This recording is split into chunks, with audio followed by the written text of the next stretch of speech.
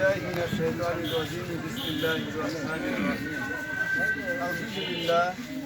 الحمد لله والصلاة والسلام على سيد المرسلين وعلى آله وصحبه أجمعين أما بعد فقد قال الله تعالى في كلامه المجيد وفرقانه الحميد أعوذ بالله من الشيطان الرجيم بسم الله الرحمن الرحيم يا أيها الرسول بلغ ما أنزل إليك من ربك وإن لم تفعل فما بلغت رسالته والله يعصمك من الناس إن الله لا يهدي القوم الكافرين صدق الله العظيم وصدق أشرف الأنبياء المرسلين আলহামদুলিল্লাহ লক্ষ কোটি শুকরিয়া সেই মাহবুদের যে মাহবুদ পবিত্র মাহে রমজান মাস আমাদেরকে দান করেছিলেন, রজব মাস দান করেছে, শাবান মাস দান করেছে এবং রমজানের পরিপূর্ণতা হায়াত দান করেছে। এজন্য সবাই সেই রবের শুকরিয়া আদায় করি বলে আলহামদুলিল্লাহ। লক্ষ কোটি বার সালাম ও দরুদ সেই মানুষটির উপরে যে মানুষটি আদর্শ পথের দিশা দেখালেন, যিনি কাল কিয়ামতের মাঠে একমাত্র কাণ্ডারি, একমাত্র আমাদের সুপারিশকারী, তিনি হলেন আমাদের নবী জনাবে মোহাম্মদ রাসূলুল্লাহ সাল্লাল্লাহু আলাইহি ওয়াসাল্লাম। উপস্থিত সম্মানিত দিনদার পরহেজগার মুসল্লি মুত্তাকিন ভাইরা, অত্র এলাকার মা বোনেরা সহ যুবক, কিছু বৃদ্ধ, কিছু কিশোর উপস্থিত আছেন।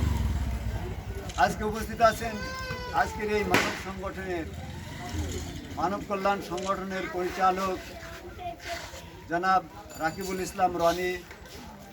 উপস্থিত আছে তার সহকারী সহযোদ্ধা বৃন্দ। উপস্থিত আছেন মাত্র জামে মসজিদের সভাপতি জনাব মিনারুল ইসলাম। উপস্থিত আছে সাবেক মসজিদের সভাপতি ভাই মোহাম্মদ লোকমান হোসাইন। আরও উপস্থিত আছেন মাত্র 4, 5, 6 নম্বর ওয়ার্ডের মহিলা মেম্বার জনাব আরহিনা ইয়াসমিন। আমার সামনে বসা যুবক, বৃদ্ধ, কিশোর, বড় মা বোনেরা, আসসালামু আলাইকুম ওয়া রাহমাতুল্লাহ। আপনারা জানেন আল্লাহ তাআলা কোরআন কারীমের একটি আয়াত তেলাওয়াত করেছেন। এই আয়াতটির মর্ম হলো এই যে আল্লাহ তাআলা বলছে যে আমি সেই রসুলকে পাঠিয়েছি যিনি তার দায়িত্ব পালনে একজন ব্যত্যয় ঘটাবেন না। আর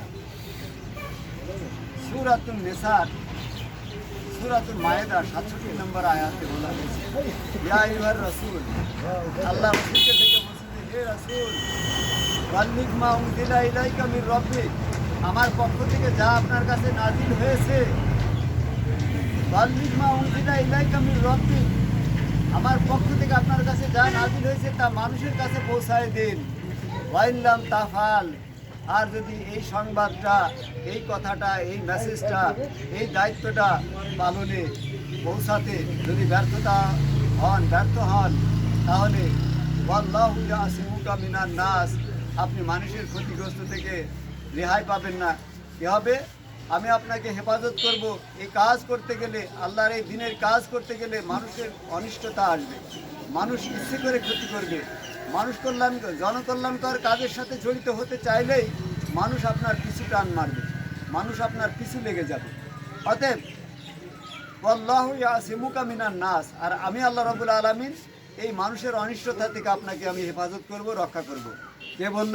আল্লাহ তাআলা বললেন। তাহলে মানুষের কাছে আমার এই দায়িত্ব পৌঁছায় দিন, আমার এই কাজের দায়িত্ব, এই কথাগুলো, এই কোরআনের কথাগুলো, এই হাদিসের বাণীগুলো মানুষের প্রত্যেকটা মানুষের কাছে কাছে এই কথাগুলো পৌঁছায় দিন। যদি এটা না করতে পারেন তাহলে আপনার রিসালাতের দায়িত্ব পালন করা হবে না। অথচ এই কাজ করতে গেলে বাধা বিপত্তি আসবে এবং মানুষ আপনার ক্ষতি করার চেষ্টা করবে। আর আমি আল্লাহ রাব্বুল আলামিন ওয়াদাবদ্ধ যে আপনার মানুষের অনিষ্ট করা থেকে আমি হেফাজত করব। সুবহানাল্লাহ। এরপরে বলছে ওয়াল্লাহু ইয়াসিমুকা মিনান নাস ইন্নাল্লাহা লা ইয়াহদিল কওমাল কাফিরিন। আল্লাহ তাআলা কাফির সম্প্রদায়কে, ফাসিক সম্প্রদায়কে হেদায়েত দান করেন না।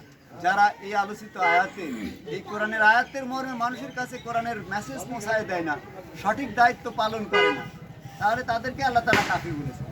স্পষ্ট কথা। এরপরে তো কাফিরের এখানে প্রশ্নই আসে না। ইন্নাল্লাহা লা ইয়াহদিল কওমাল কাফিরিন, নিশ্চয়ই মানুষকে আল্লাহ তাআলা কাফিরদেরকে হেদায়েত দান করেন না। কেন হেদায়েত দান করেন না? যারা আয়াতকে অস্বীকার করে, মূলত আয়াতের কথাগুলো মানেই না, এই কান্দি শুনে সেই কান্দি বের করে দেয়।